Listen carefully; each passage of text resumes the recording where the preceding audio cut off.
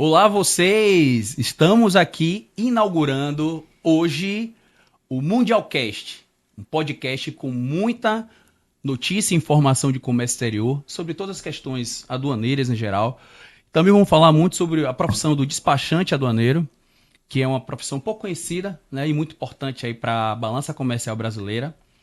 E esse é o nosso primeiro episódio, é o episódio piloto, né? E hoje estamos aqui com a ilustre presença da advogada tributarista Eli Godoy. Ela é tributarista com especialização em ICMS, em questões de ICMS, incentivos fiscais de ICMS também, e direito aduaneiro, né? Eli Godoy, coincidentemente, também é minha esposa, está aqui conosco, e também a conselheira do CARF, Ana Dolores, que além de ser conselheira do CARF, ela é presidente da PDAEX, que vai se tornar agora, não sei se talvez quando esse episódio estiver no ar, é a Associação Brasileira de Direito Aduaneiro e Comércio Exterior. Ela é a presidente e eu que faço parte também como diretor de Relações Privadas. Também ela é diretora jurídica da Câmara de Comércio Brasil-Argentina, aqui em Pernambuco.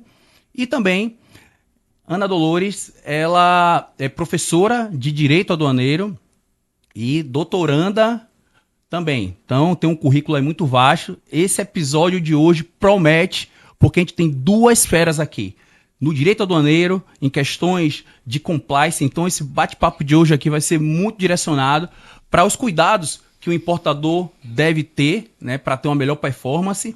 E também sobre questões de ICMS importação, que é muito pouco falado isso. Você não vai achar isso na internet aí, pessoas falando sobre o tema. E Eli Godoy, ela é muito experiente nesse tema, né? Domina esse assunto aí como poucos no Brasil. Posso até falar isso, por mais que eu seja suspeito, né? Mas quem sabe, quem conhece, sabe que eu estou falando a verdade.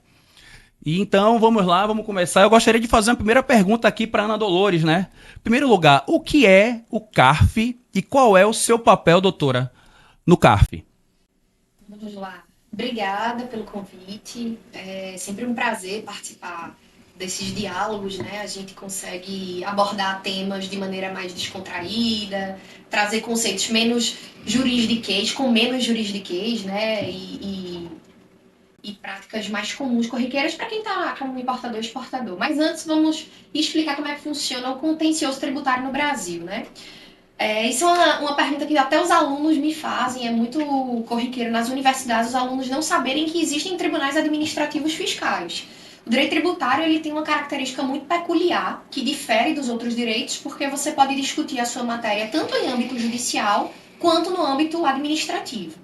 E o CARF nada mais é do que esse tribunal administrativo de segundo grau na esfera federal. Vários municípios e vários estados possuem os seus próprios tribunais administrativos que assumem conotações de conselhos. Então, o CARF é o Conselho Administrativo de Recursos Fiscais, seria a segunda instância em que, uma vez você é autuado na primeira instância por um delegado da Receita Federal, você recorre para as delegacias da Receita de Julgamento e, no segundo grau, você recorre para o CARF. E, em última instância, você ainda pode recorrer para a Câmara Superior de Recursos Fiscais. Tudo isso dentro do âmbito do Ministério da Fazenda.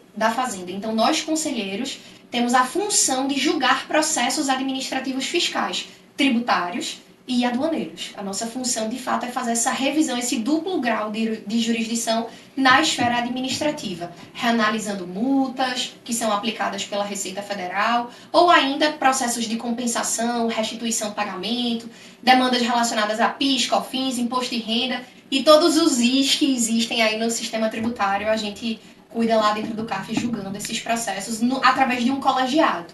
Diferentemente do judiciário, nós não temos decisões monocráticas. Os relatores, conselheiros, cuidam de cada processo, fazem a relatoria, mas todos os julgamentos são colegiados, em grupo, com, no mínimo, 6 julgadores.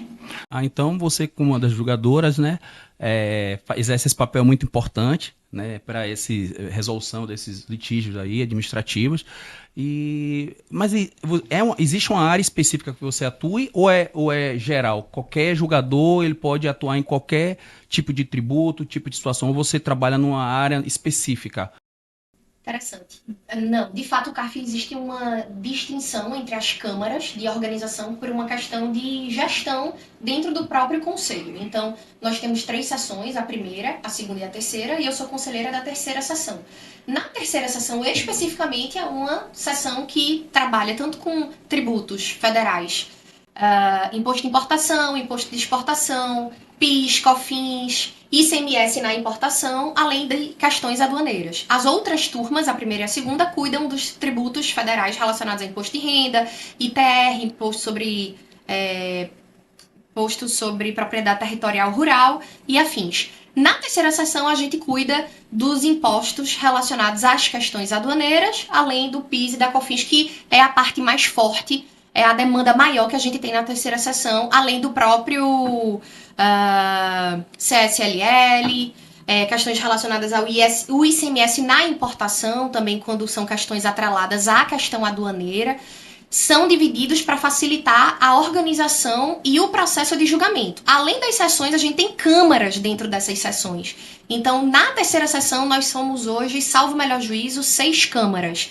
Essas 6 câmaras possuem 8 julgadores. E aí os processos eles são divididos dentro dessas câmaras para facilitar o andamento e a celeridade processual. Eu estava fazendo a conta aqui, você falou em 3 sessões, as câmaras e cada um é composta por vários jogadores. No total, são quantos jogadores que o CAF possui mais ou menos? Esse número hoje, ao certo, eu não tenho, mas eu julgo que hoje nós somos em cerca de 150 jogadores para o país todo. Então é uma demanda muito grande para poucos jogadores, né? São muitos processos, diariamente são muitas fiscalizações nos portos, nos aeroportos, isso diante da questão aduaneira, além da própria fiscalização dos tributos indiretos que acontecem. Então, são muitas autuações que acontecem diariamente, problemas relacionados à restituição de tributos, compensação de tributos. Então, as demandas são realmente altas, né? Mas nós temos hoje, na minha visão, poucos jogadores. Nós precisaríamos, pelo menos aí de não sei, talvez uma inteligência artificial que o órgão, inclusive, já está pensando em instituir para facilitar esses julgamentos. O próprio judiciário já vem incluindo isso também para trazer uma celeridade processual, né, nesses julgamentos. Mas nós somos em torno de 150. Eu espero que eu não esteja errada. Se eu estiver, alguém vai me corrigir depois. E você exerce essa atividade aonde, doutora? O CARF ele fica em Brasília, os julgamentos são feitos em Brasília. Nós somos um órgão vinculado ao Ministério da Fazenda. Mas Presencial? hoje nós temos um modelo híbrido, né? Com a pandemia, nós adotamos o modelo 100% remoto. Na pandemia, todos os julgamentos eram remotos. Hoje, nós temos um modelo híbrido. Ora, nós fazemos sessões remotas, são inclusive transmitidas no YouTube, no canal do CARF. Todo mundo pode assistir os julgamentos ao vivo, com sustentação oral dos advogados. Legal. E, vez ou outra, a gente tem feito também julgamentos presenciais em Brasília. Bacana, assim, para quem não conhece, então, aí o trabalho do CAF, bem explicado aqui por doutora Ana Dolores. E agora eu gostaria de perguntar para a doutora Eli Godoy, como é que foi, rapidamente, né, se você puder contar aí, como é que foi sua trajetória, né, como você ingressou no direito tributário e como hoje em dia você chegou a se especializar em ICMS, que é uma área pouco explorada pela maioria dos tributaristas, né? Claro. Boa tarde a todos. É um prazer estar aqui também com a Ana, com o Ed. Eu já sou formada há mais de 20 anos. Então, desses 20 anos aí, 18 mais ou menos na área tributária. Para mim foi um achado, porque foi quando eu fui a São Paulo pela primeira vez, surgiu uma oportunidade, comecei a fazer uma pós-graduação lá, que foi o IBET, e me apaixonei pela área. Realmente é encantadora para quem gosta realmente de estudar e se dedicar a isso, porque é um estudo constante, as normas mudam dia a dia, né, no dia a dia. E aí passei por alguns escritórios, atualmente estou no da Fonte Advogados, mas eu tenho um certo tempo, há 14 anos nesse escritório, um dos escritórios líderes aqui de Pernambuco. E a área de ICMS, como apareceu para mim, no dia a dia mesmo, as demandas foram surgindo dos clientes, as dúvidas. ICMS, para quem trabalha com ICMS, sabe que é um imposto é muito complexo, porque pelo menos até que haja realmente essa reforma tributária, né? São muitos estados, são 27 estados, cada um com a sua legislação própria, e nós temos que estar por dentro das normas e como elas se complementam, né? A legislação de um estado juntamente com a legislação de outro estado. Então foram surgindo essas dúvidas dos clientes e cada vez mais, e eu fui me apaixonando realmente e foi dando super certo. E agora a gente, no escritório, nós temos essa área especializada, né, em ICMS. Já contamos com 7 advogados especificamente nessa área. Na área tributária, nós somos em torno de 20 e poucos advogados. Pois eu acabei não falando na apresentação. A Eli Godoy, ela trabalha no escritório da Fonte Advogados, que é um dos maiores escritórios de direito empresarial e tributário no estado de Pernambuco, mas tem uma atuação aí nacional, né? Atua em todo o Brasil. Inclusive já teve filiais no exterior também. Sim, sim. Tem, né? E a Eli Godoy é responsável por esse núcleo de ICMS lá dentro da Fonte Advogados, né? E além de também ter essa especialização aí de direito tributário no IBET, também na PUC e dentre outras atividades também que ela exerce. Sim, sim. E aproveitando, até complementando um pouco o que a Ana falou, é muito importante realmente nós trabalharmos nos tribunais administrativos, né? Eu trabalho mais no Tribunal Administrativo Estadual, que é uma outra esfera que existe, mas por que é tão importante? Porque realmente nós temos ali julgadores especializados naquelas matérias. É o chamado de TAT, então, né? Aqui em Pernambuco é o TAT, né? Tribunal Administrativo Tributário de Pernambuco. E, diferentemente do judiciário, no judiciário nós temos os juízes e os ministros, né, do STF, STJ, só que eles julgam as diversas áreas. Ou seja, área civil, penal, alimentar, enfim.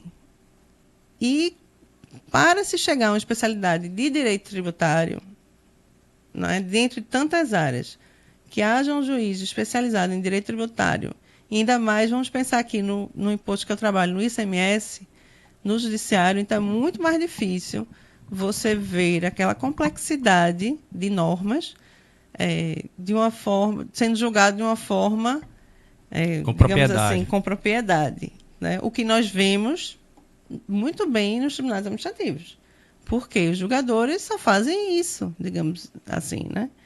E é natural, do mesmo jeito que eu trabalho com ICMS no dia a dia, porque as demandas surgem, etc. Você vai se especializando, né? Então... Se eu puder complementar, essa sua fala, de fato, ela é muito pertinente. A gente discute muito isso nos congressos, nos fóruns por aí, doutrinariamente, o tecnicismo que é trazido por um tribunal administrativo, a partir do momento em que a minha seção julga só IPI, Imposto de Importação, Imposto de Exportação, IOF, PIS/COFINS, multas aduaneiras, a gente só faz aquilo, a gente só julga essa matéria. Então, naturalmente, a gente se torna um grande especialista naquele assunto. De forma nenhuma desmerecendo o Poder Judiciário. O Poder Judiciário é um poder, é importante que ele exista, mas... Fazendo um comparativo com os tribunais administrativos fiscais, nós somos os tribunais técnicos e o judiciário na matéria tributária é um tribunal mais generalista, porque é praticamente impossível com a demanda tributária que existe no Poder Judiciário um juiz ele conseguir se especializar especificamente em multa aduaneira. Isso porque um juiz fazendário ele recebe na vara dele todo tipo de processo, ele recebe... Isso na esfera federal, por exemplo, o juiz ele julga absolutamente tudo. Contribuição social sobre lucro líquido, imposto de importação, imposto de exportação, as multas, imposto de renda, absolutamente tudo relacionado à demanda fazendária. Inclusive, se você entrar com uma demanda de medicamento contra a União, aquela demanda de medicamento, que é uma demanda cível, por uma questão de legitimidade da parte, que vai ser a Fazenda Pública, ela também vai para a vara do juiz que cuida da vara de direito tributário. Ou seja, é impossível o juiz ele dar conta, o juiz togado, como a gente chama, né? Ele dá conta de uma matéria tão pontual. Então, tem lotes de processos que a gente recebe como relator que trata só de multa aduaneira. Então, você só não se torna um especialista se você não quiser. Exato. Porque praticamente a gente é conduzido a isso. Sem contar no benefício que tem para o contribuinte, né, Li? O benefício de não pagar custas dentro do tribunal administrativo, Sim. você poder litigar, discutir uma demanda sem precisar pagar custas, que a gente sabe que não é barato, as custas do judiciário. Existem tribunais, inclusive, em que as custas são altíssimas. Chega a ser até 2% do valor da causa, alguns tribunais estaduais, né? O valor é bem representativo. Sim. Isso não existe no tribunal administrativo. Então, a possibilidade de você discutir com mais celeridade, dentro de uma área mais específica, mais técnica, e sem gastar tanto quanto, ou seja, onerando menos, diríamos assim, né? Exato. Pois é. Então, quando surgem autos de infração, né, nós temos demandas especializadas e tal, nós sempre, primeiro, tomamos o caminho do administrativo, da via administrativa. Uhum. Né? São raras as vezes que nós decidimos, por estratégia, realmente, ir diretamente para o judiciário. Então, e o índice também de sucesso em razão disso é bem grande. Os resultados estão aí, né? Pela especialização. Pela especialização. Pois é, a gente tem muito assunto para falar hoje aqui, né? Tocou-se aqui sobre a questão da inteligência artificial, reforma tributária, mas a gente não vai se reter a isso porque nosso tema aqui mais focado na questão do compliance aduaneiro, das boas práticas, né? De como evitar ter problemas, né? Mas a gente está falando muito aqui sobre direito aduaneiro e tal. Aproveitar aqui, produção, não sei se eu peço para o pessoal curtir aí, compartilhar, seguir. É para pedir, não? Não vou pedir, não, só porque o produção falou que não é para pedir. Mas é de grande valia e isso vai ajudar. A gente quer trazer temas assim, esses bate-papos interessantes, importantes. E, bom, eu queria, aproveitando que a gente falou aqui sobre essa questão ainda ali na área do direito ainda e tal, sobre esse trabalho, a PDAEX, vou falar um pouquinho rapidamente aqui sobre a PDAEX. A PDAEX é essa que vai se tornar em breve, né? Isso aqui é um spoiler, inclusive. Estamos trabalhando em cima disso, né? Vamos trabalhar em cima disso, mas vamos segurar aqui a PDAEX por enquanto, e que é a Associação Pernambucana de Direito Aduaneiro e Fomento ao Comércio Exterior. Então, uma das nossas pautas é a formação de um tribunal, uma vara específica de direito aduaneiro no estado de Pernambuco, né? E talvez até a gente, junto com nossa aproximação, né, política dos diretores, atuarem para a gente tentar viabilizar, motivar, provocar para que isso aconteça, e não só em Pernambuco, como a PDAEX ela está cada vez mais voltada a nível nacional, então em outros locais que não existe isso, né? Sim. Não existe essa vara, né? E você acredita que isso realmente é possível? Você acredita nessa possibilidade, doutora Ana? Então, deixa eu fazer aqui uma abordagemzinha inicial do porquê a PDAEX nasceu, né? Nós somos a Associação Pernambucana de Direito Aduaneiro e Fomento ao Comércio Exterior, e é um grupo muito miscigenado, né? Nós temos a mim participando na diretoria, temos o próprio Admilton, que é despachante aduaneiro, nós temos Gustavo, que é internacionalista, Celso, que é empresário, Roberta Aragão, que foi auditora da Receita Federal, inspetora do Porto de Suape. Primeira inspetora do Porto de Suape. Primeira inspetora do Porto de Suape, foi auditora da Receita por mais de 30 anos. Temos cônsuls e advogados que participam, Gilberto, Ranier, Vinícius. É uma turma boa, bacana, que conhece bem do comércio exterior. É um grande time. É um time forte, É um orgulho fazer parte desse time, inclusive. E esse ano a gente fez um trabalho bem bacana de levantar teses que são importantes, identificar as deficiências do mercado, identificar a necessidade do Nordeste se destacar na área como o Porto de Suape, por estar estrategicamente bem colocado dentro do oceano, ali muito próximo do Estreito de Gibraltar, Canal de Suez, além também do Porto de Pecém, Porto de Salvador. Então, a nossa ideia é realmente fazer do Nordeste um atrativo logístico, além de promover cursos e como associação, uma organização sem fins lucrativos, poder dar um apoio, um suporte para as pessoas que operam na área e também trazer cursos, né? A gente acabou de aprovar um LLM na matéria em Direito Aduaneiro na Universidade Católica de Pernambuco, com convênio com a PEDAEX. Estamos trazendo um time bacana de professores da UFMG, da PUC São Paulo, da USP, além de professores daqui de Pernambuco também, que já advogam bastante tempo nessa área, ou são juízes também na matéria, enfim. E um dos temas que a gente colocou em pauta era o fato do TRF da 5ª Região, que é o TRF do Tribunal Federal que está aqui em Pernambuco, né, que abrange Pernambuco. Ele pode falar isso melhor do que eu. TRF daqui abrange Pernambuco, Paraíba, Ceará, Rio Grande do Norte, Alagoas e só? Tem mais algum? Não sei se Fortaleza também. Né? Ceará sim. Bahia é TRF da 1ª Região, né? Mas enfim, abrange praticamente o Nordeste todo. Nós já estivemos em reunião com o presidente do TRF da 1ª Região, como a PEDAEX, e apresentamos o projeto para eles, né? Outros estados já possuem, outros tribunais federais já possuem várias especializadas em aduaneiro. A primeira, inclusive, salvo melhor juízo, foi em Itajaí, da grande professora Vera Lúcia, que é uma grande aduaneirista, inclusive. E existe uma razão de ser disso, a proximidade com o porto. E a necessidade de julgar demandas em caráter especial, porque a matéria aduaneira é um braço tão vivo do direito tributário que ela acaba tomando rumos próprios e acaba tendo uma autonomia sobre o direito. Eu digo para as pessoas que, inclusive, o direito aduaneiro ele já se tornou um direito à parte. Ele não é direito tributário, ele é uma área específica, tem vida própria, tem uma autonomia, e o direito aduaneiro ele precisa ser tratado como tal, porque a legislação aduaneira ela é extremamente complexa, ela está dentro do ramo da extrafiscalidade. E eu falo que o profissional que trabalha com aduaneiro e comércio exterior, ele tá tão desatualizado quanto o profissional de tecnologia da informação. Todo dia vem instrução normativa diferente da Receita e a gente se desatualiza. Tanto para quem está advogando, quanto para vocês que estão na ponta da logística, quanto para a gente que está julgando. O tempo inteiro a legislação está mudando. E isso não é diferente para os tribunais. Então, se dentro de um tribunal judicial chega a demanda do processo, além de todas as outras demandas que o juiz já tem, e você pega uma vara de direito tributário e joga demanda de direito aduaneiro, interposição fraudulenta, subfaturamento, demandas relacionadas a fiscalizações de mercadoria ou demandas relacionadas a contratos internacionais, não vai dar conta. É necessário que haja uma especialização.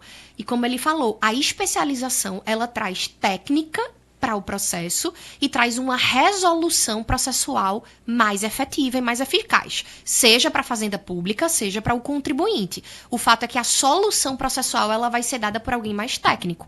Então, trazer varas aduaneiras especializadas para o TRF da 5ª Região, que é onde a PEDAEX está, no Nordeste, a gente já apresentou esse projeto para o presidente do Tribunal da 5ª Região, o doutor Damasceno, que nos recebeu, foi super solícito, inclusive, conosco. Eu espero que isso possa ganhar vida dentro da nossa gestão ainda, né? Já existe no Rio de Janeiro, já existe em Itajaí. São poucos TRFs que possuem várias especializadas, mas nós somos uma região que tem muitos portos. Suape, Pecém, Salvador, além de grandes aeroportos que transitam muitas mercadorias. Então, é de suma importância, sim, que a gente tenha várias especializadas. Se isso vai se concretizar ou não, a gente não sabe, mas estamos encabeçando o projeto. Maravilha, maravilha. A gente vai falar aqui também sobre os riscos, né, que envolvem uma importação. A gente tem duas pessoas muito especializadas aqui em direito aduaneiro que podem falar muito bem sobre como prevenir, né, penalidades, né?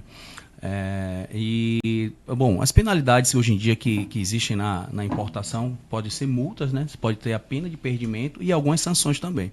Normalmente elas se encontram ali no regulamento aduaneiro, né?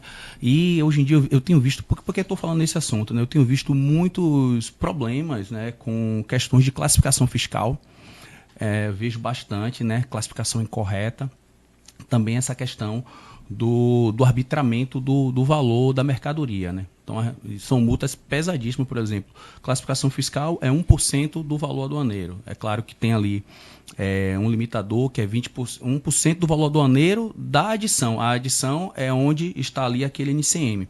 Então, um erro nessa classificação, ela é 1% de multa limitada a 20% do valor aduaneiro total da DI.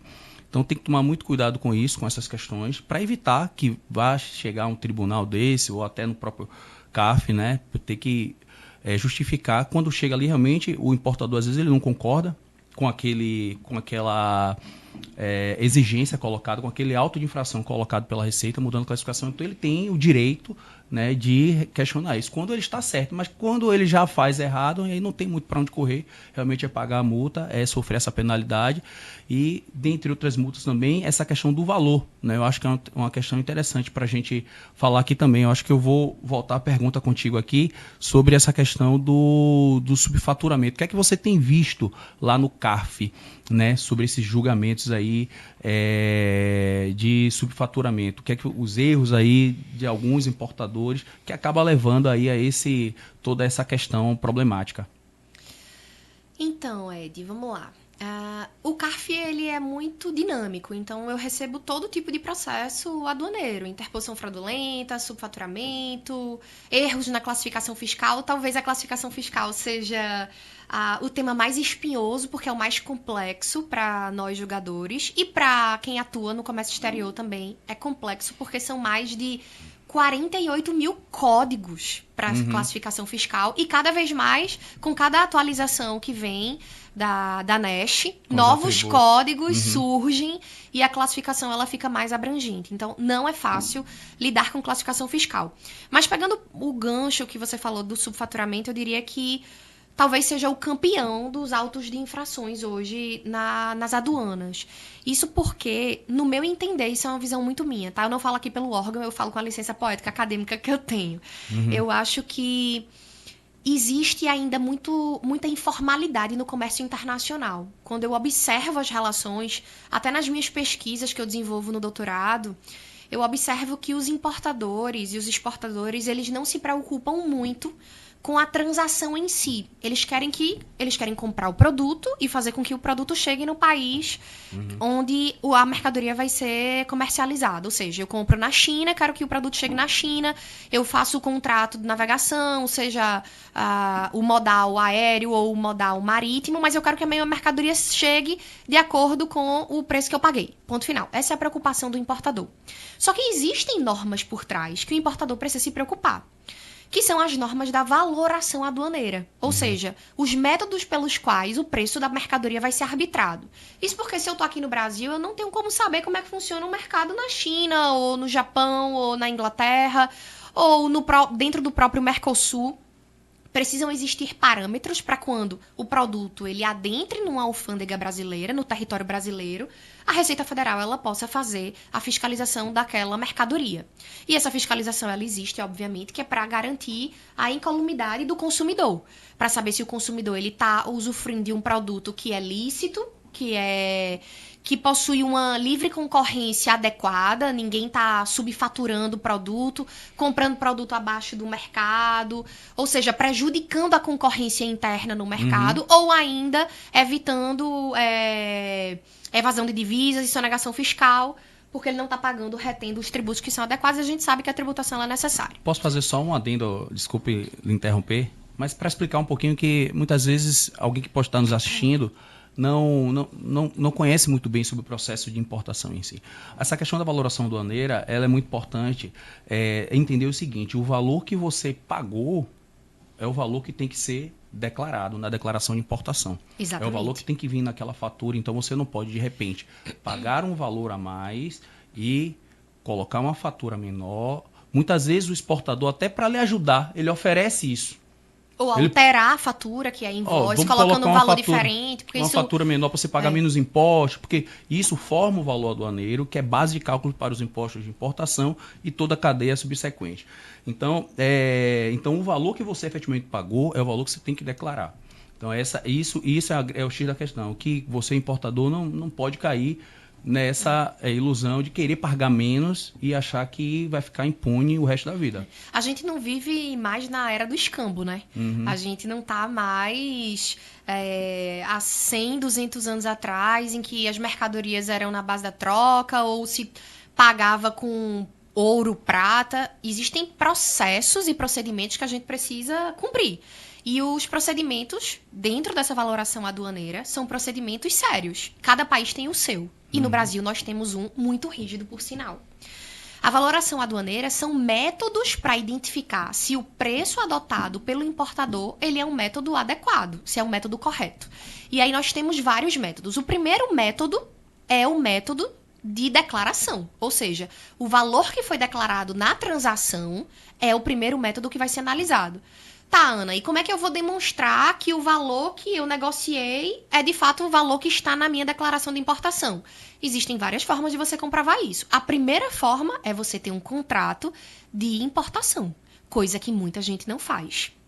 O auditor fiscal, muitas vezes, ele suspende o despacho aduaneiro, interrompe o despacho aduaneiro, põe a mercadoria em exigência e ele pede: cadê o contrato? E a parte, o contribuinte, ele não tem o contrato para apresentar. Sabe por quê? Porque ele contratualizou via e-mail. Ele comprou via e-mail.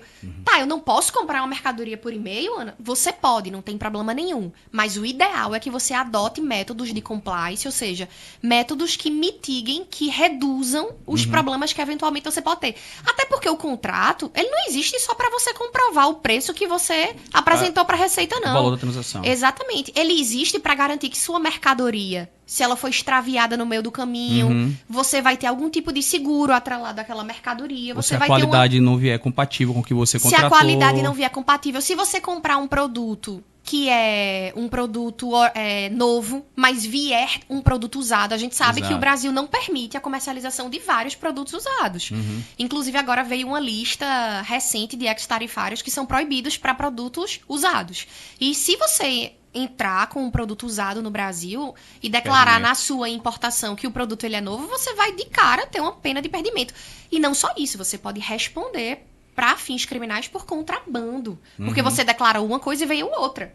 Então tem que ter todo um compliance por trás. Então o importador ele precisa saber que é custoso gastar com isso, contratar um consultor, um advogado, sei lá, um despachante aduaneiro para redigir o contrato para ele, colocar os incoterms adequados. Incoterms são os termos técnicos de um contrato do comércio internacional. Inclusive o contrato também ele vai tratar sobre as questões de conflitos, né? Exatamente. Entre as partes, como é que vai ser julgado. Mas é menos custoso do que você receber uma multa da Receita Federal e ter que contratar um advogado para lhe defender no CARF ou no judiciário. E também não precisa ser um contrato muito extenso, não. Não, é uma coisa simples. Existe um padrão internacional já pela Câmara de... regras claras ali, simples. Contratos simples. Uma pessoa especializada na área vai poder ajudar o contribuinte a fazer isso. Outro ponto importante que eu acho que eu posso citar aqui, para ajudar também na questão da explicação do valor que foi realizado pelo importador, é o contrato de câmbio. Porque, obviamente, se você está fazendo uma importação, você está comprando um produto fora do país. Se você está comprando um produto fora do país, você está pagando com uma moeda que não é a sua. Provavelmente vai ser o dólar, que é a moeda mundialmente utilizada. Não obstante, esse ano a gente ter tido uma peculiaridade do yuan ter batido um recorde nas exportações, né? Nos contratos de exportações com o Brasil, salvo o melhor juízo. Não foi assim? Foi com o Brasil ou foi com a China? Não, com a China especificamente, né? Não foi só com o Brasil. Realizando mais transações no yuan do que com o dólar. Mas, basicamente, hoje as transações no comércio internacional ainda são feitas com o dólar. Então, você fecha o contrato de câmbio com a casa de câmbio, você apresenta o contrato de câmbio, o pagamento foi realizado para a Receita Federal, que também é uma forma de comprovar, mais uma comprovação de que o valor que foi realizado pelo contrato de importação foi o valor efetivamente pago na casa de câmbio. E tá lá a comprovação e vai reduzir mais um risco para você também. O que eu queria acrescentar é que já é um padrão na Receita Federal, na declaração de importação, quando a gente faz a consulta da declaração de importação. Então, o auditor fiscal ele coloca uma exigência lá, assim que é parametrizado em canal vermelho, ele já coloca automaticamente, assim que é distribuído para um respectivo auditor, ele já coloca lá, apresentar no dossiê contrato de compra internacional, o contrato de câmbio, SWIFT e a declaração de exportação na origem, na China, quando, no caso, um outro país, qual for o país de origem, que é a DI da exportação do país de origem. Então, ou seja, essa questão do contrato, essa questão do contrato internacional de aquisição, o contrato de câmbio e da declaração, a Receita automaticamente ela já está pedindo isso no Canal Vermelho. Então, deixou de ser apenas no Canal Vermelho que você deveria apresentar os documentos instrutivos do despacho, que é o quê? Commercial Invoice, Packing List, conhecimento de transporte, que é o BL, o AWB ou outro, a depender do modal. E certificado de origem, certificado de análise, quando exigido de acordo com o tratamento administrativo. Além disso, a Receita está exigindo também que você apresente documentos comprobatórios do valor da transação. E por quê? Porque hoje em dia a Receita ela tem um sistema de inteligência muito apurado.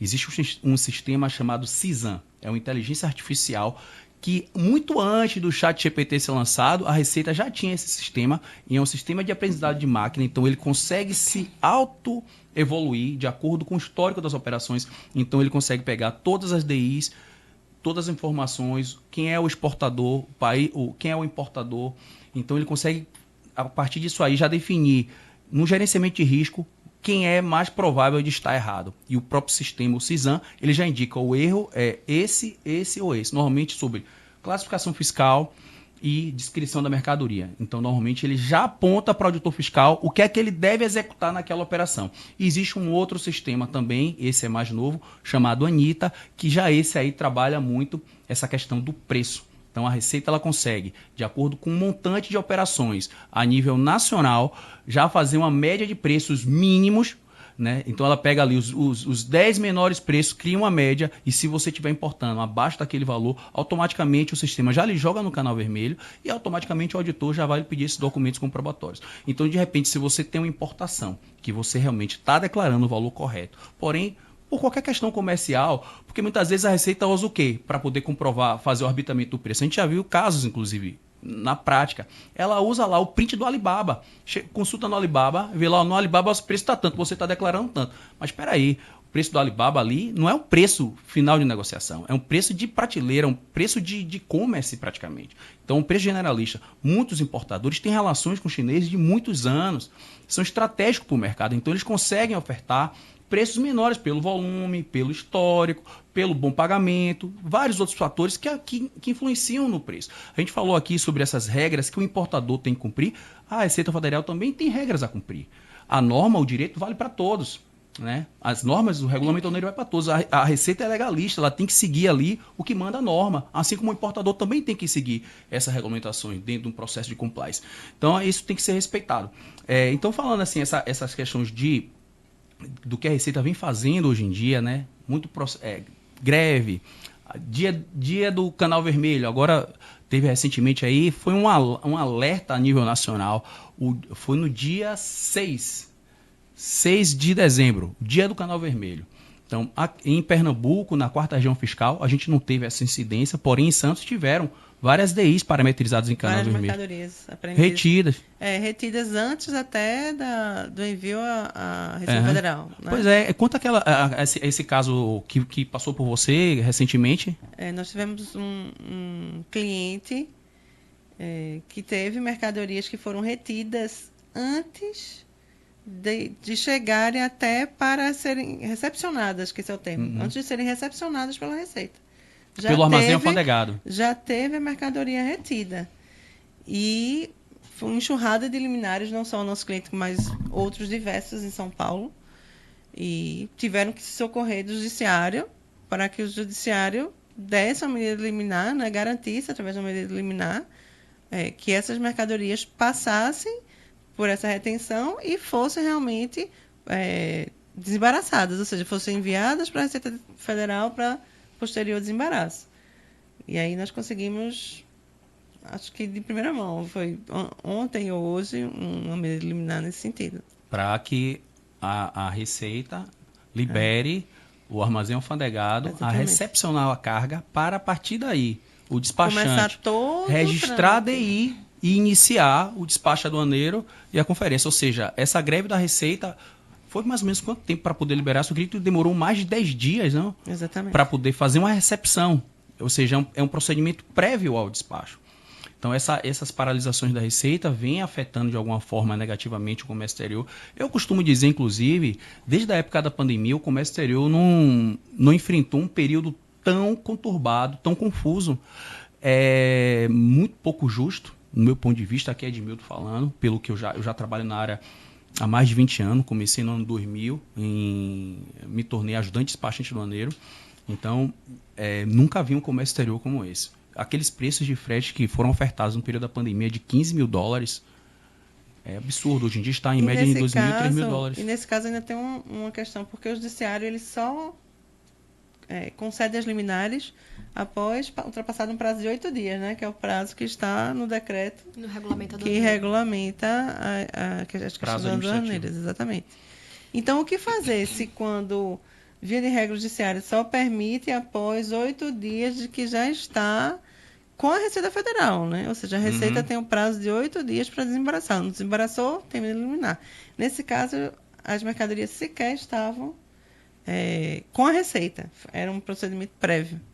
Então, realmente... Agora vamos saber como é que vai seguir esse despacho aí, né? É bem curioso você falar isso. Eu não estava ciente disso, porque não é a realidade do meu dia a dia, mas por falar em greve da Receita, também atingiu o CARF, porque nós somos um órgão paritário, então... Metade dos conselheiros são representantes da Fazenda e são auditores fiscais. Então, os julgamentos no CARF também estão suspensos temporariamente por conta da greve. E, mais uma vez, voltando à questão da jurisdição, né? O CARF não serve, por exemplo, você não pode socorrer ao CARF numa situação dessas, em que a Eli relatou. Toda vez que o contribuinte ele precisar de medidas assecuratórias, cautelares, como uma liminar, não é o CARF que você vai recorrer, porque nós não temos jurisdição para atuar nessa área. O Código de Processo Civil e a Constituição Federal, ela reserva que determinadas matérias sejam afetas ao judiciário, ao poder judiciário, e uma delas são as liminares. Então, não tem como você recorrer ao CARF nesse caso. É importante que os advogados que estão começando agora na área aduaneira, eles já saibam que nesse aspecto eles precisam recorrer ao judiciário. E, obviamente, que o judiciário também tem recesso forense, o recesso forense vem aí, a Receita Federal está de greve, e também, fazendo uma defesa dos colegas aqui do CARF, a greve em si é um direito que o servidor público tem de utilizar para conseguir os aumentos salariais. E o governo, ele garantiu, através de um decreto, salvo melhor juízo, eu não sei exatamente qual foi o instrumento administrativo utilizado, mas ele garantiu para os auditores uma regulamentação do bônus. E esse bônus há meses que não saiu. Então, os auditores, eles estão buscando um direito que foi assegurado pelo governo e não foi cumprido. Então, todo esse caos que vem sendo instalado no comércio exterior não tem a culpa da Receita Federal. Eles estão atrás de um direito que é deles. Tá na norma já. A norma só precisa ser cumprida e o orçamento precisa aparecer porque foi garantido. Inclusive, esse ano passado, nós tivemos uma greve de 9 meses. Exatamente. Ou seja, mais uma vez o contribuinte ele está sendo prejudicado por um direito que os auditores eles possuem, mas que não foi assegurado. Então, tudo que a sociedade quer é que o bônus ele seja regulamentado, seja assegurado, porque o decreto já existe, ele só precisa ser efetivamente regulamentado e pago aos servidores, para que tudo volte ao normal. Esses dias até... Eu torço que volte ao normal. Todos nós torcemos, né? Inclusive, eu quero voltar a julgar, porque eu tô com um monte de processo na pauta relatado. Está parado o CARF? O CARF está parado. Sim. Nós estamos parados porque nós não estamos com quórum para julgamento. Então, a gente só está julgando os processos que são colocados em liminar. Ou seja, o contribuinte que quiser que um processo seja julgado no CARF, ele precisa ajuizar um processo judicialmente para que ele seja colocado na pauta. E aí, liminarmente, nós estamos sendo forçados a julgar, porque o CARF está sem quórum para julgar. Isso tem um prazo também, que é um prazo de um ano, né? E também tem um prazo... Exatamente. Tem toda uma complexidade por trás, mas o fato é que os auditores, eles precisam ter o direito assegurado deles. Esses dias eu conversava com uma colega auditora e ela me disse isso, e isso me marcou muito. Ela disse, Ana, o problema é que a aduana é o primo pobre da Receita Federal. E isso me marcou. Ela não me disse isso recente, não. Tem alguns dias e recentemente ela reproduziu isso pra mim. Eu já tinha dito a ela, olha, eu falei isso dentro de um julgamento do CARF, que a aduana é o primo pobre. Por quê? Porque não se conhece sobre o comércio exterior. E o governo, ele continua arrecadando de maneira indireta porque as empresas, elas continuam pagando o ICMS, o imposto de renda, todo mês ali tá sendo os tributos indiretos, o IPI, o IOF, tá sendo pago. Com greve ou sem greve, a arrecadação ela é feita. Agora, tributos como o imposto de importação, o imposto de exportação, que são tributos extras fiscais, e não tem uma influência direta na arrecadação, e o impacto arrecadatório ele é menor, não influencia tanto. Então, aqueles operadores do comércio exterior, eles são atingidos pela greve, mas a sociedade ela não sabe o que está acontecendo. Porque ela não conhece a realidade. Ela não sabe como é que funciona uma aduana. Ela não sabe como é que funciona o comércio exterior. Ela não sabe sequer o que é uma extrafiscalidade. Como é que pode ser cobrado, como é que não pode ser cobrado. Então, a arrecadação, ela continua. Porque nenhuma empresa vai deixar de pagar o tributo no final do mês. O seu escritório de advocacia vai ter que recolher o tributo dela no faturamento mensal dela. Quem não vai pagar o imposto é quem não está conseguindo fazer com que a mercadoria ingresse no território brasileiro. Só que a gente ainda não tem um impacto grande sobre isso. A não ser que você coloque aqueles vídeos no YouTube que está circulando pelos WhatsApps, do caos no aeroporto de Guarulhos. Mas ainda é muito tímido o impacto do comércio exterior e a vivência do comércio exterior para o brasileiro. Eu acho que está melhorando agora com essa questão do e-commerce, que muito se fala, eu tenho comprado muito na Shein, ou esses sites chineses, então vem se falando muito. Inclusive, eu acho que esse ano foi o ano em que mais se comentou sobre o Remessa Conforme. Eu nunca vi tanta gente comentando sobre o Remessa Conforme, porque compra nos sites chineses. Aí é quando você fala, poxa, isso é direito aduaneiro, isso é direito aduaneiro, obviamente. Se você está fazendo uma compra internacional, você está fazendo uma importação direta, porque você está comprando diretamente um produto. Ah, Ana, mas eu não pagava imposto de importação. Mas agora paga. Não pagava antes, agora você paga.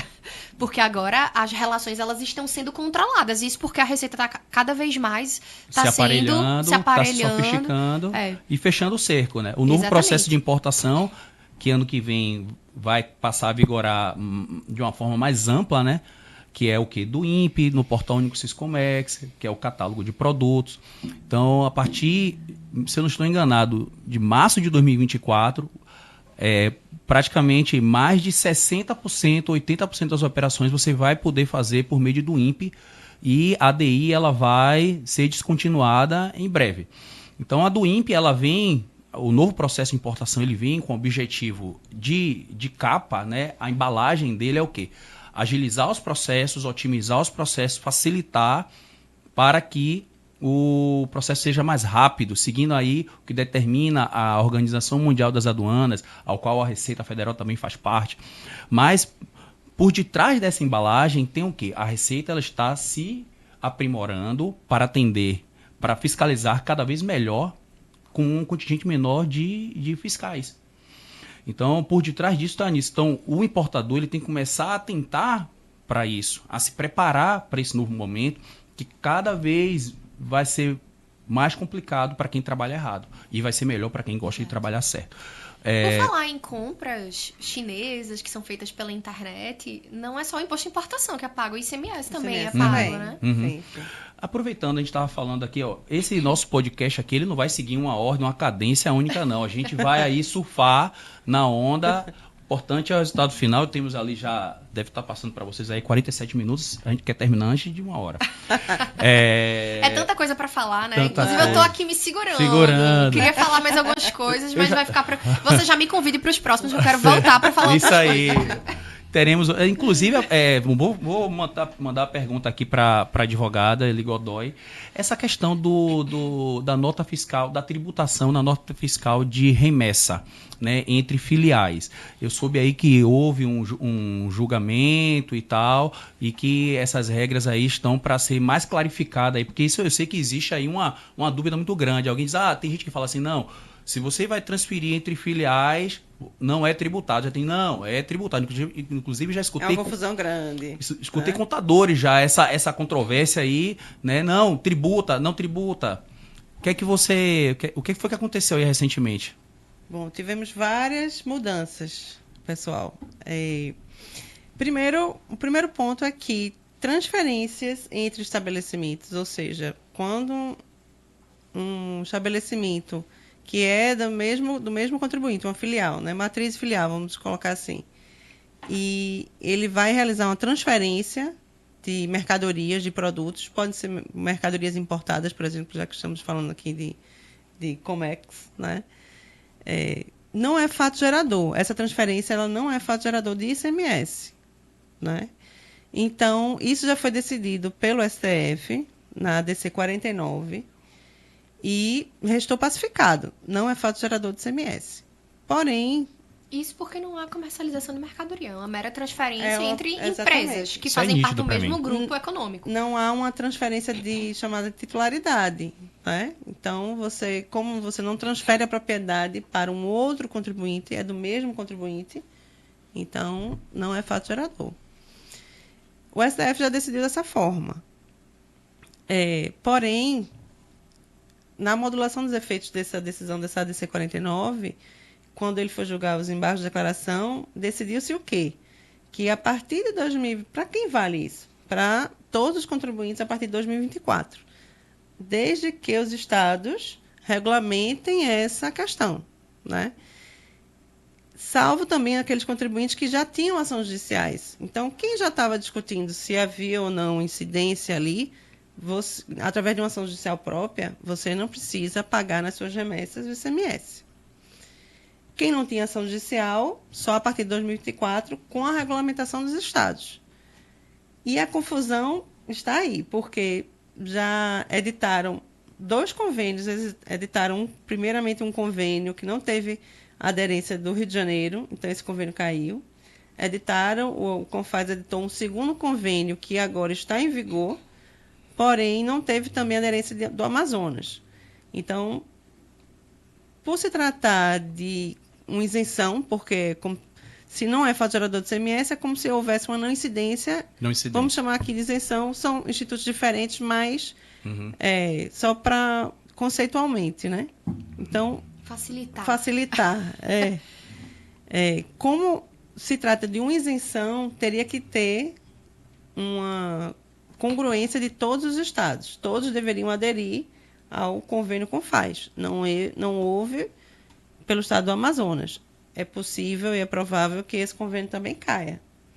Já em razão de toda essa confusão, foi editado também um projeto de lei complementar pela Câmara, foi aprovado e vai seguir agora para a sanção presidencial. Então, isso já é a Câmara tentando solucionar uma questão que existe. Né? Você vai transferir uma mercadoria de um estabelecimento para o outro, em outro estado. A partir de 2024 está valendo, desde que os estados regulamentem. Sem essa regulamentação, como é que vai ficar? O fisco vai continuar cobrando? Se o STF decidiu que não há mais não deve haver essa incidência, né? Então, aí estamos no final do ano, já estamos, né, no final do ano, e isso vai valer a partir de 2024. Então, a gente tem que ter como regra que, a partir de 2024, não deve incidir o ICMS nas transferências de estabelecimentos. E uma outra questão também que ficou bastante discutida é em relação à transferência de créditos. Porque, se não vai haver essa incidência, quem tem o crédito é quem comprou a mercadoria, o estabelecimento de origem. Então, nesse convênio CONFAS, tanto no primeiro como no segundo, há uma previsão de que é obrigatória a transferência desses créditos de ICMS. Então, o estabelecimento de origem, que receber a mercadoria e irá transferir para o estabelecimento de destino, vai ser obrigado a transferir esses créditos.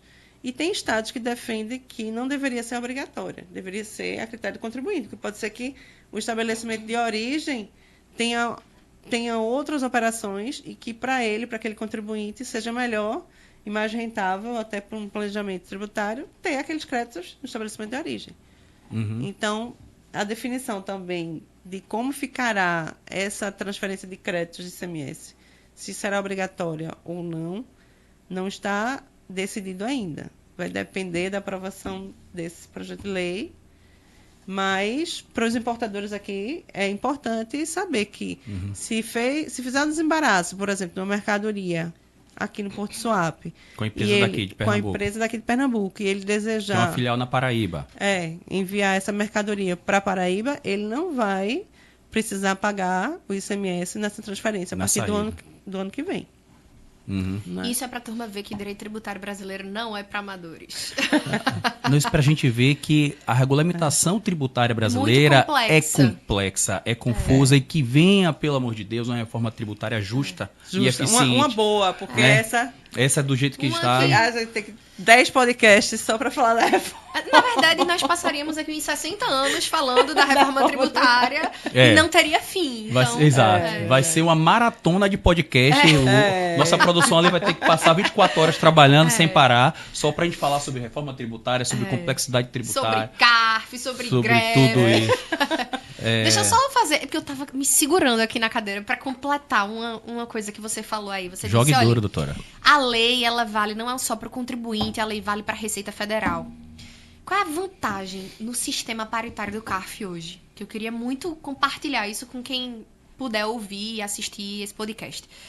Nós somos um órgão colegiado, como eu falei inicialmente, e nós não temos decisões monocráticas. Diferentemente do judiciário, em que você corre o risco de ter o seu processo julgado pelo olhar de uma única pessoa, que é o juiz togado, ou eventualmente, a depender do tipo de recurso que você venha a conseguir utilizar, um agravo interno, por exemplo, aqui você parte para um órgão colegiado.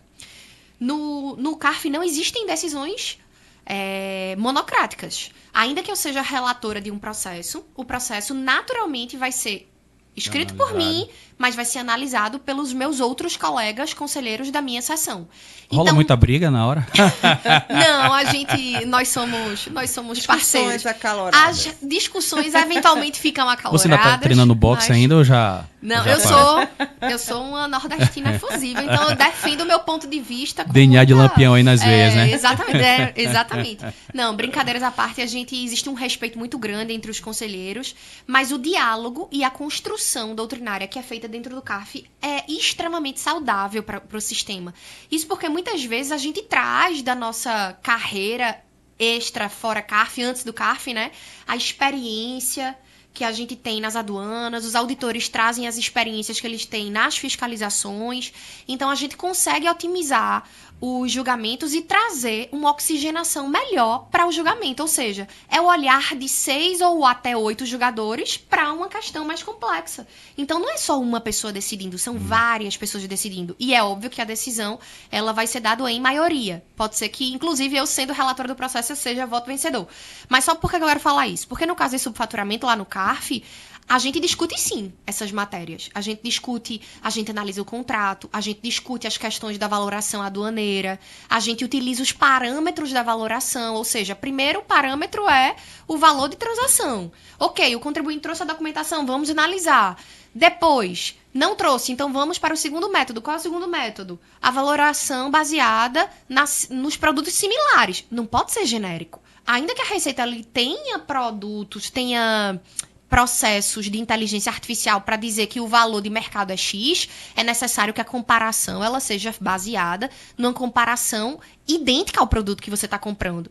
Eu não posso colocar o valor de uma bolsa Gucci igual a uma bolsa sem marca, porque os valores são diferentes. Então, obviamente, o comparativo do preço ele precisa ser similar. E aí você vai descendo nas ordens da valoração aduaneira, mas em momento algum essa valoração ela pode ser feita de maneira genérica. Senão isso atingiria a livre concorrência, isso não é permitido. Então, esses diálogos a gente tem no CARF. E isso é muito importante para a defesa que é feita tanto pela Fazenda quanto a defesa que é feita pelo contribuinte.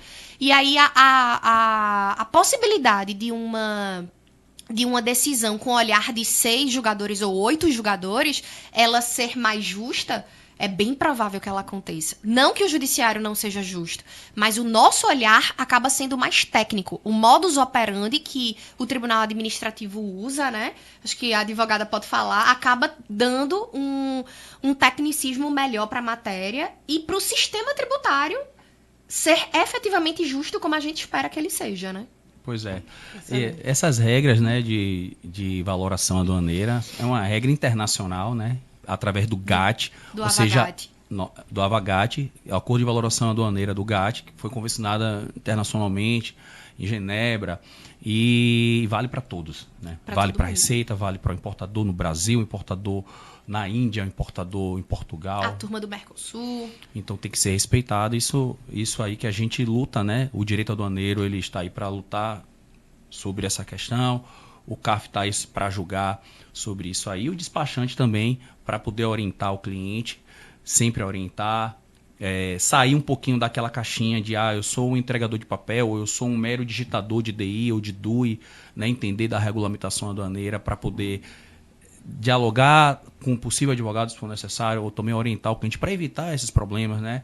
Essa questão das boas práticas, do compliance, da documentação bem guardada durante o prazo de 5 anos, né? De ter a documentação correta. Existe muita multa aí também sobre fatura incorreta, também sobre informação inexata.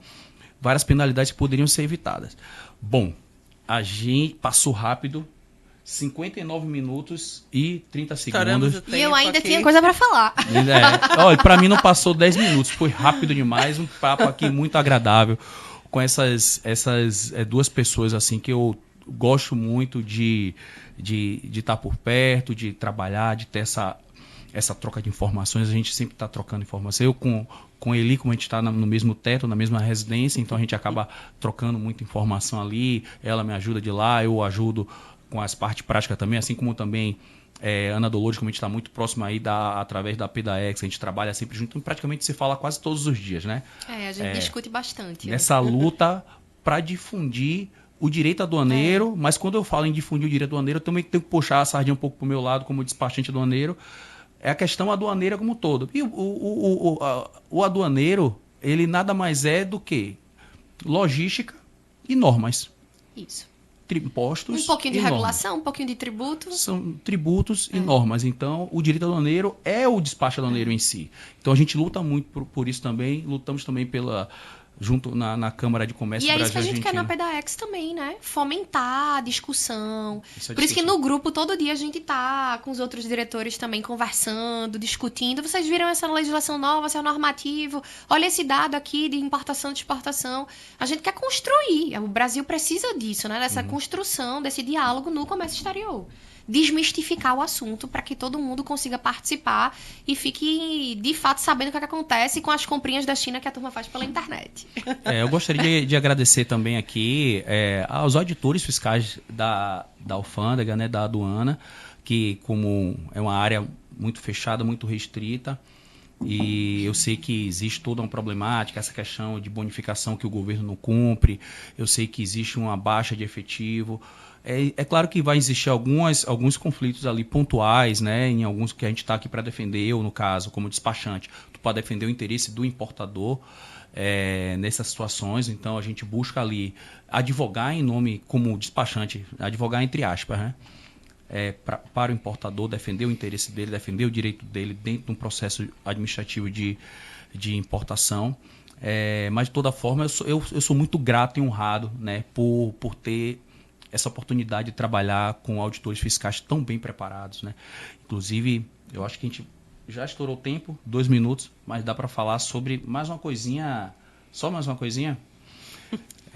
A PDAEX, recentemente, ela organizou um prêmio junto com os amigos do Comex. São os destaques do Comex de Pernambuco. Foi uma ideia de Gustavo Delgado, né, gente? De Gustavo Delgado. Eu falo o tempo inteiro, Guga, a gente precisa dar um mérito a você, porque a ideia foi sua e sempre quem tem a ideia precisa ser lembrado, né? Gustavo Delgado é diretor de inovação da PDAEX e ele inovou com esse prêmio aqui no estado. Foi um evento maravilhoso. Movimentou pra caramba. Mais de 500 pessoas. 900 votos. Foi muito legal. E aí eu tive, né, a honra de sair vencedor como despachante aduaneiro de destaque em Pernambuco. Né? Concorri com 3 feras aí e por votação. Tive esse mérito aí, essa honra. Agradecer aí todos que votaram, tá? Muito obrigado. Agradecer a Deus também por essa oportunidade. E aí, por que eu tô falando isso aqui? Porque eu falando dessa satisfação que a gente tem de trabalhar com boas pessoas ao lado, os próprios auditores também, que foram premiados, né? Rejane. Doutora Rejane Carvalho foi premiada aqui em Pernambuco, né? Que é auditora lá do aeroporto do Recife. Mas nós tivemos os 2 outros indicados, foi o doutor Luiz Carlos, que é inspetor do Porto, o Porto atual Suape. inspetor do Porto, e Carlos Eduardo. Que foi inspetor, 2 vezes. 3 feras, super assim. parceiros da gente. Esse relacionamento com a Receita Federal também é super importante, né? E a Receita aqui em Pernambuco, eu ouço dizer que se relaciona muito bem com vocês. Isso. E É importante. Os servidores públicos, eles de fato estão para servir o público. E esse atendimento, ele precisa de fato acontecer. E me parece que os auditores fazem isso com maestria aqui, né? Inclusive no evento, todo mundo que estava lá elogiou muito eles. Todo mundo foi muito bem recebido. A gente ficou bem feliz com o resultado. Se eu pudesse dividir meu voto igual para os 3, eu votaria nos 3 que caberia perfeitamente, são muito bons, assim, não tenho o que tirar. A Rejane, em especial, foi quem ganhou, né, porque pela guerreira que ela é, a gente que está ali no aeroporto do Recife, a gente sabe da história dela, é uma história muito bacana, de uma mulher guerreira, vencedora, ela está ali sempre disponível para atender a gente, e a Receita Federal aqui em Pernambuco, graças a Deus, ela atende muito bem. O que mais, gente? Eu acho que está bom, eu gostaria só, assim, de pedir a palavra final de vocês, doutora Eli Godoy. O que é que você tem para mandar aí para nossa turma? Além de pedir para curtir, para compartilhar, para seguir no canal. Eu não vou pedir, mas se você quiser fazer... Dá o like. Dá o like, arrasta pra cima. É isso aí. Bate palma. Foi um prazer estar aqui.